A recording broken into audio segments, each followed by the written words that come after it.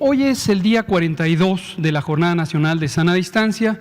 Le recordamos a todo el mundo que la Jornada Nacional de Sana Distancia es un conjunto de 3 intervenciones principales que tienen como propósito la mitigación, la reducción de la transmisión del virus que causa la enfermedad COVID y en particular tiene como objetivo disminuir la cantidad de contagios para que estos contagios no se presenten en el mismo tiempo y no haya una gran cantidad de personas enfermas que requieran hospitalización.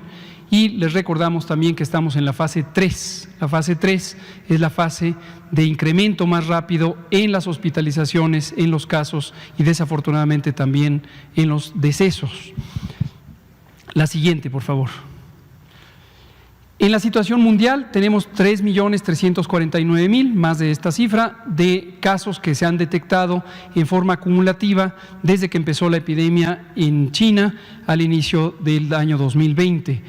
34% de estas personas, o sea, 1.122.000, un poco más de 1.122.000, son personas que han sido detectadas como enfermas en los últimos 14 días y les recordamos que esto es importante porque los 14 días es el periodo en donde dura la enfermedad. Esta es una enfermedad que se limita posteriormente por acción muy probablemente del sistema inmune.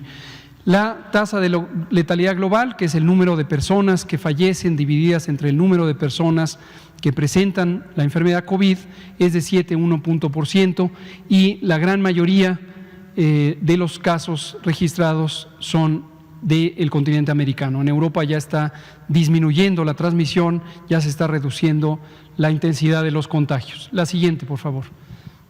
En México tenemos 23.471 personas desde el 28 de febrero que han sido registradas con enfermedad COVID.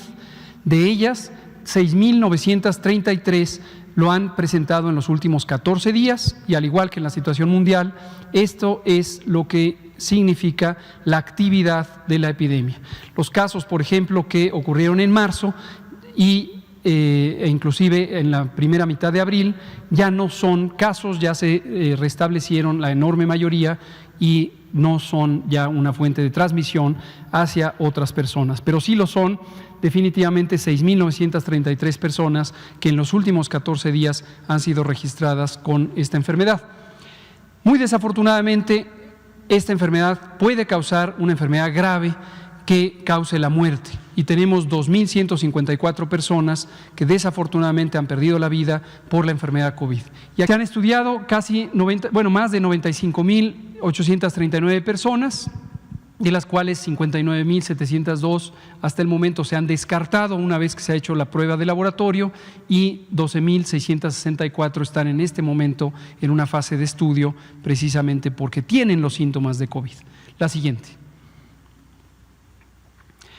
Vemos en el mapa en forma acumulativa la cantidad de casos registrados, confirmados a lo largo de la epidemia y vemos que prácticamente toda la República ha tenido por arriba de 100 casos, quedan solamente 2 estados que han tenido menos de 100 casos y algunos han tenido más de 3.000 casos.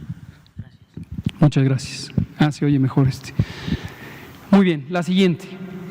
Lo vemos en forma de una gráfica de barras para poder comparar y tener el número exacto de casos que se han confirmado en estas entidades: Ciudad de México, Estado de México, Baja California, Tabasco, Sinaloa, que hemos estado diciendo en los últimos días que son las zonas donde se presenta la mayor carga de enfermedad.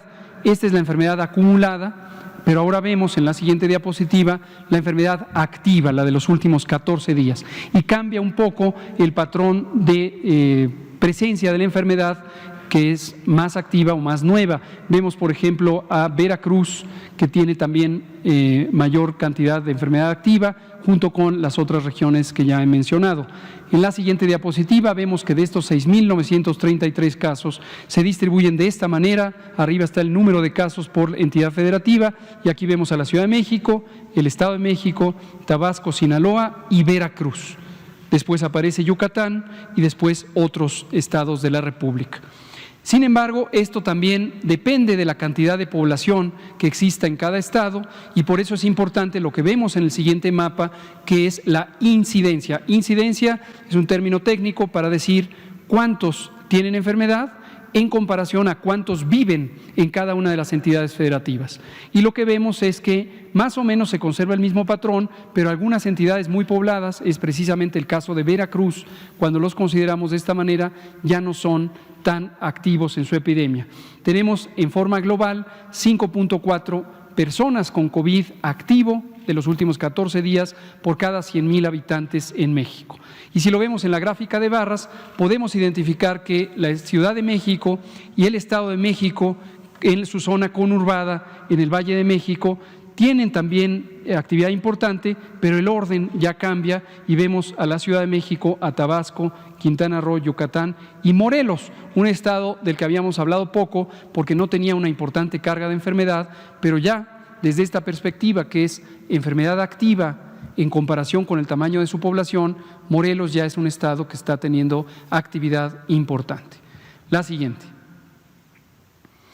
Cuando vemos los casos que han perdido la vida, las 2.154 personas que han perdido la vida, podemos identificar cómo a lo largo del tiempo la primera muerte se registró el 18 de marzo y posteriormente ha seguido este patrón todavía ascendente, es decir, de aumento progresivo conforme la epidemia sigue activa y todavía no hemos llegado al punto máximo de la epidemia. Seguiremos viendo que aumentan y aumentan y aumentan los casos hasta que lleguemos en las 5 zonas que en este momento están activas al punto máximo que se ha estimado. La siguiente.